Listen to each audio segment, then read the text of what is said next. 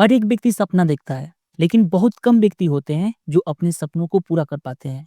और जो व्यक्ति अपने सपनों को पूरा करने में सफल हो पाते हैं, उसका सिर्फ एक ही वजह होता है, उनका स्ट्रॉन्ग विल पावर, जिसकी वजह से वह व्यक्ति हर दिन पूरे अनुशासन और फोकस के साथ कड़ी मेहनत करता है और अपने सपनों को पूरा करता है।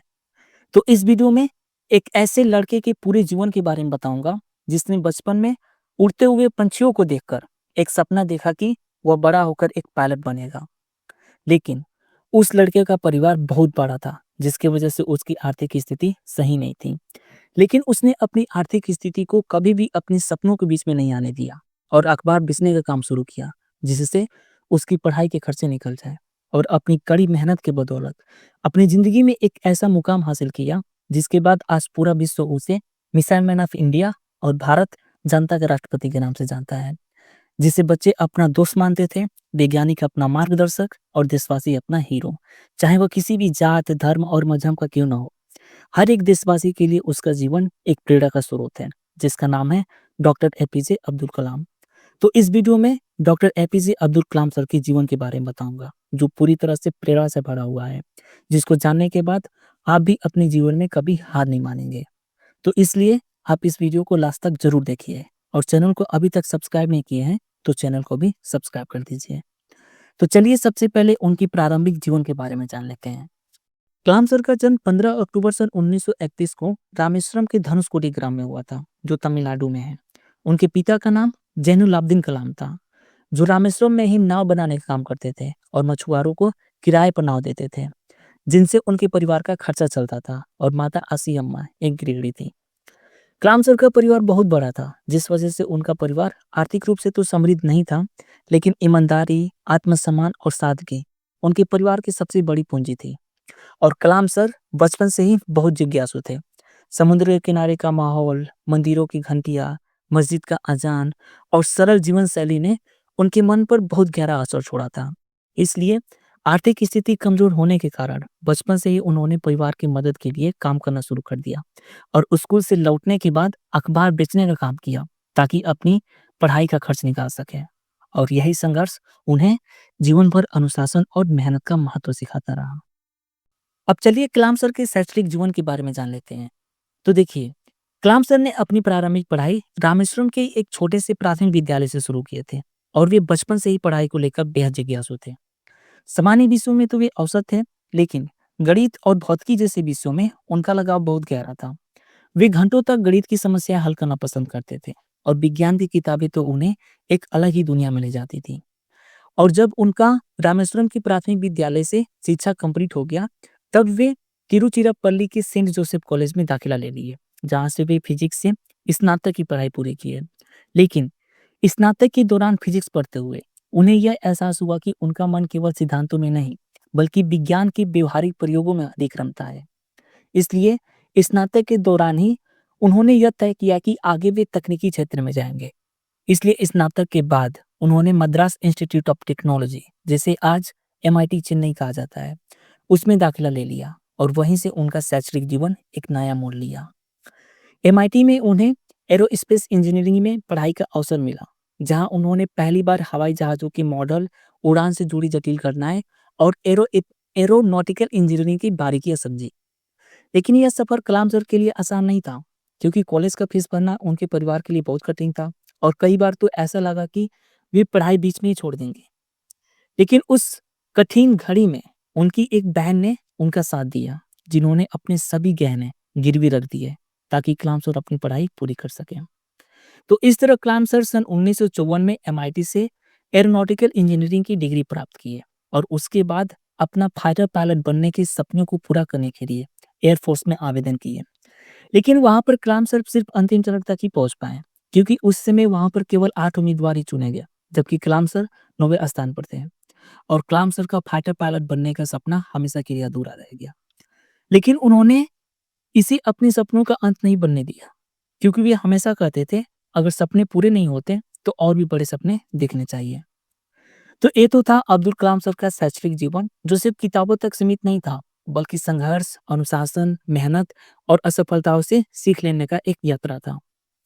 जो शिक्षा छोटे से द्वीप के लड़के से लेकर भारत के सबसे बड़े वैज्ञानिक में गिने जाने तक की यात्रा का सबसे मजबूत आधार बना। अब चलिए उनके वैज्ञानिक जीवन के बारे में जान लेते हैं। तो जब कलाम सर का एयरफोर्स में सिलेक्शन नहीं हुआ तो सन 1960 में उन्होंने रक्षा अनुसंधान और विकास संगठन, जिसका शॉर्ट फॉर्म होता है डीआरडीओ, उसको ज्वाइन कर लिया, जहां पर उन्होंने वैज्ञानिक रूप में कार्य किया और एक बहुत चुनौतीपूर्ण प्रोजेक्ट जिसमें उन्हें एक हेलीकॉप्टर का डिजाइन तैयार करना था, उसे सफलतापूर्वक पूरा किया। उसके बाद कलाम सर सन 1969 में इसरो को ज्वाइन कर लिए, जहां पर उन्होंने भारत के पहले उपग्रह प्रक्षेपण यान यानी SLV-3 की प्रोजेक्ट की अगुवाई की, जो उनके जीवन का सबसे बड़ा मोड़ था। क्योंकि 70 के दशक में भारत के पास अंतरिक्ष तकनीकी का लगभग कोई अनुभव नहीं था। टीम छोटी थी, संसाधन सीमित थे, लेकिन सपने बड़े थे। और पहली बार जब उन्होंने SLV-3 को लॉन्च किया, तब वो पूरी तरह से असफल हो गए, जो कलाम सर और उनकी टीम के लिए बहुत बड़ा झटका था। लेकिन उन्होंने हार नहीं माना और कहा कि असफलता असल में पहली कोशिश में सीखने का अवसर होती है। और एक बार फिर पूरी टीम के साथ दिन रात मेहनत किए, गलतियां ढूंढे और उन्हें सुधारे। और फिर सन 1980 में देश का पहला उपग्रह प्रक्षेपण यान यानी SLV-3 की मदद से रोहिणी उपग्रह को अंतरिक्ष में स्थापित किया, जो भारत के लिए एक ऐतिहासिक क्षण बन गया, जहां से पूरे देश ने कलाम सर को एक सच्चे वैज्ञानिक रूप में पहचान लिया। अब चलिए कलाम सर के मिसाइल मैन बनने के सफर के बारे में जान लेते हैं। तो कलाम सर जब इसरो में अपने उपग्रह प्रक्षेपण प्रोजेक्ट में सफलता हासिल किए, तब उनके सामने देश की सुरक्षा और रक्षा तकनीक को मजबूत बनाने की नई चुनौती सामने आई। भारत को उस समय ऐसी मिसाइल तकनीक की जरूरत थी जो पूरी तरह स्वदेशी हो, ताकि किसी भी आपात स्थिति में भारत आत्मनिर्भर रह सके। इसी सोच से सन 1980 के दशक में integrated guided missile development programme यानी IGMDP की शुरुआत हुई और इस प्रोग्राम की बागडोर सौंपी गई कलाम सर को। और यही वो मोड़ था जिसने कलाम सर को मिसाइल मैन ऑफ इंडिया बनने की ओर बढ़ाया। Integrated guided missile development programme के तहत 5 बड़ी मिसाइलों को विकसित करने का लक्ष्य रखा गया था। अग्नि, पृथ्वी, त्रिशूल, आकाश और नाग, जिसे बनाना आसान नहीं था, क्योंकि भारत के पास न तो पर्याप्त संसाधन थे और न ही कोई अत्याधुनिक तकनीक। और कई देशों ने तो भारत पर प्रतिबंध भी लगा दिए थे ताकि उसे तकनीकी मदद ना मिले। लेकिन कलाम सर ने हार मानने के बजाय इसी चुनौती की तरह स्वीकार किया और कई तकनीकी मुश्किलें आने के बाद भी कलाम सर और उनकी टीम ने दिन रात मेहनत करके integrated guided missile development programme को सफल बनाया। और यही सफलता ने कलाम सर को मिसाइल मैन ऑफ इंडिया बना दिया, जिन्होंने देश को मिसाइल शक्ति से संपन्न बनाया और भारत को डिफेंस के क्षेत्र में आत्मनिर्भर बनाया। अब चलिए कलाम सर के राष्ट्रपति बनने के सफर के बारे में जान लेते हैं। तो कलाम सर का राष्ट्रपति बनने का सफर सन 1998 से शुरू हुआ, जब राजस्थान के रेगिस्तान में पोखरण की धरती पर भारत ने परमाणु परीक्षण करके पूरी दुनिया को चौंका देने वाला कदम उठाया, जिसकी तैयारी पूरी तरह से गुप्त रखी गई थी। और इस गुप्त तैयारी में सबसे आगे खड़े थे कलाम सर। और जब परीक्षण सफल हुआ तो भारत भी परमाणु शक्ति संपन्न राष्ट्रों की सूची में शामिल हो गया। और उस दिन के बाद कलाम सर केवल वैज्ञानिक नहीं रहे, बल्कि वे राष्ट्रीय हीरो बन गए, जिसके बाद उनका कद इतना बढ़ा कि लोग उन्हें सिर्फ मिसाइल मैन नहीं, बल्कि भारत की आत्मनिर्भरता का चेहरा मानने लगे। और यही पहचान उन्हें धीरे धीरे राजनीति और राष्ट्र के सर्वोच्च पद की ओर ले गया, जिसके वजह से सन 2002 में उन्हें देश के राष्ट्रपति पद के लिए चुना गया। लेकिन राष्ट्रपति बनने के बाद भी कलाम सर अपनी सादगी से लोगों के दिलों में बसे रहे। वे औपचारिकताओं और रस्मों में बंधे नहीं, बल्कि युवाओं और बच्चों से सीधे जुड़ने वाले राष्ट्रपति बने। और राष्ट्रपति भवन, जिसे लोग हमेशा दूर और औपचारिक समझते थे, उनके समय में हर छात्र और शिक्षक के लिए एक खुला द्वार बन गया। वे देश भर के स्कूलों और विश्वविद्यालयों में जाते थे, बच्चों से बातें करते थे और उन्हें बड़े सपने देखने की प्रेरणा देते थे। उनकी यह सोच साफ थी कि अगर भारत को आगे बढ़ाना है तो युवाओं को विज्ञान, तकनीक और शिक्षा से जोड़ना होगा। और हमेशा कहते थे कि राष्ट्र के सपने युवाओं के सपने से ही पूरे होते हैं। और सन 2007 में जब उनका कार्यकाल पूरा हुआ तो लोग चाहते थे कि वे दोबारा राष्ट्रपति बने, लेकिन उन्होंने साफ कहा कि वे फिर से शिक्षा और युवाओं के बीच लौटना चाहते हैं। उनके लिए असली संतोष वही था कि वे युवाओं को प्रेरित करें और उन्हें सपनों के रास्ते पर ले जाएं।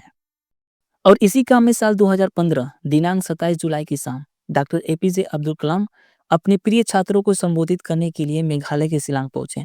विषय था जीवन में सृजन और नेतृत्व। मंच पर खड़े होकर वे युवाओं को समझा रहे थे कि सपनों की ताकत से कैसे राष्ट्र को आगे बढ़ाया जा सकता है। तभी अचानक उनका स्वास्थ्य बिगड़ा और वे गिर पड़े। और कुछ ही पलों बाद पूरा देश यह खबर सुनकर स्तब्ध रह गया कि उसका मिसाइल मैन, उसका जनता का राष्ट्रपति अब नहीं रहा। लेकिन सच तो यह है कि वे आज भी हर युवा के सपनों में जिंदा है। वे उसी काम को करते हुए विदा हुए जिसे उन्होंने अपनी पूरी जिंदगी का मिशन बनाया था, युवाओं को प्रेरित करना। और उनका जाना किसी अंत की तरह नहीं था, बल्कि एक संदेश की तरह था कि सपनों को जियो, असफलताओं से सीखो और राष्ट्र को अपने से बड़ा मानो। तो ये तो था कलाम सर का प्रेरणा से भरा जीवन। उम्मीद करता हूँ कि आपको भी अच्छा लगा होगा। अगर अच्छा लगा है तो वीडियो को लाइक कीजिए, कमेंट कीजिए और चैनल को भी सब्सक्राइब कीजिए।